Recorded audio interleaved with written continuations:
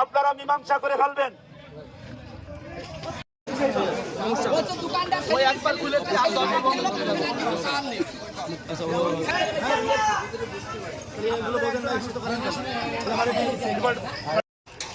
আজকে সকালে আমি দোকানে ছিলাম, যে রড বেচছিলাম, বেচার পরে খদ্দের আলো এবার আমি ভাঙড়ি বেচতে যাচ্ছিলাম। বহুত লোকজন এসে আমাদের দোকানের সাজা ঝাপটাপলা দিয়ে মারামারি করার সিদ্ধান্ত নিয়ে দোকানটা বন্ধ করে দেয়।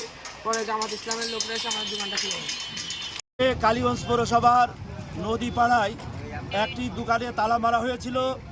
এই বিষয়টি আমাদের নজরে এসেছে, আমাদের দৃষ্টিতে এনেছে। এখানে আমরা কোনো ঘটনা জানি না, তবে এতটুকু বিষয় যে নির্বাচনের পরে যদি কোনো দোকানে তালা মারা হয়, সেটা জামাত ইসলামী ঝিনাইদহ 4 নম্বরের নবনির্বাচিত এমপি মহোদয়ের উপরেই পড়ে, যার কারণে আমরা তালাটি খুলে দেওয়ার ব্যবস্থা করলাম। এবং যদি প্রকৃত মালিক যে হবে সেই পাবে, স্থানীয়ভাবে বসে মীমাংসা করবে, এই বিষয়টি আমরা এলাকার জনগণের উপরে দিয়ে গেলাম।